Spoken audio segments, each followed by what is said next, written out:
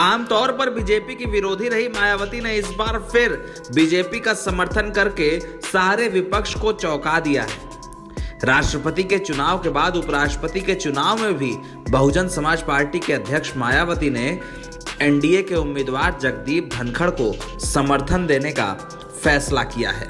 जगदीप धनखड़ अब तक बंगाल के राज्यपाल रहे हैं और इस बार एनडीए की ओर से उन्हें उपराष्ट्रपति चुनाव में उम्मीदवार बनाया गया है। जगदीप धनखड़ की पहचान ममता बनर्जी के विरोधी के रूप में रही है। वही ममता बनर्जी जिनके राज्य में वो राज्यपाल रहे हैं और ममता राज्य सरकार के मुख्यमंत्री। मायावती ने बुधवार को धनखड़ का समर्थन करते हुए कई ट्वीट किए और यह ऐलान किया कि जगदीप धनखड़ को उपराष्ट्रपति चुनाव में उनकी पार्टी वोट करेगी। मायावती ने जिन जगदीप धनखड़ का समर्थन किया है वो सियासत के बीते दौर में ममता बनर्जी के कट्टर विरोधी के रूप में जाने जाते हैं। कई बार राज्यपाल और मुख्यमंत्री के बीच टकराव की वजह जगदीप धनखड़ और ममता बनर्जी के बीच की दूरियां रही हैं। ऐसे में माना जा रहा है कि मायावती ने इस कदम से ममता बनर्जी को भी पटखनी देने की कोशिश की है। ममता बनर्जी अखिलेश यादव की सबसे करीबी नेताओं में से एक रही हैं। अखिलेश यादव ने उनके कहने पर ही यशवंत सिन्हा को राष्ट्रपति के चुनाव में समर्थन दिया था और इस बार ममता बनर्जी के साथ ही अखिलेश यादव विपक्ष के उम्मीदवार का समर्थन कर रहे हैं। लेकिन इस लीक से हटकर मायावती ने बीजेपी का साथ दिया है। सियासी रूप से समझे तो बीजेपी के राष्ट्रपति पद के उम्मीदवार जगदीप धनखड़ का समर्थन करके मायावती ने लोकसभा चुनाव से पहले मुस्लिम, दलित और जाट समीकरण को दोबारा मजबूत करने की कोशिश की है।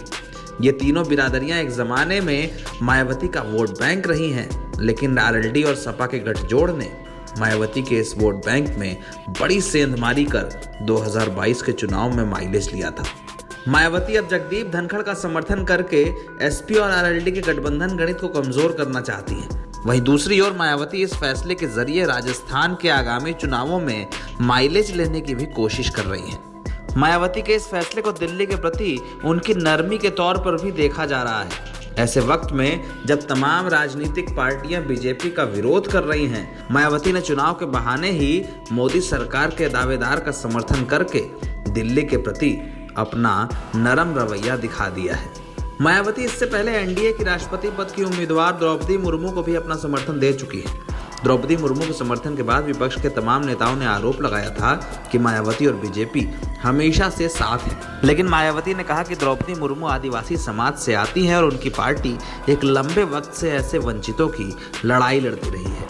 इसी आधार पर मायावती ने बीजेपी का समर्थन किया है और बीएसपी के तमाम नेताओं ने उनका साथ दिया है।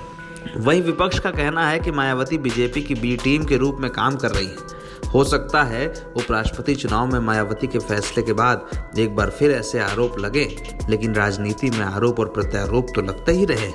मायावती ने जगदीप धनखड़ का समर्थन करके राजनीति की परिपक्वता की एक और निशानी तो दिखा ही दी है। नवभारत टाइम्स ऑनलाइन की रिपोर्ट।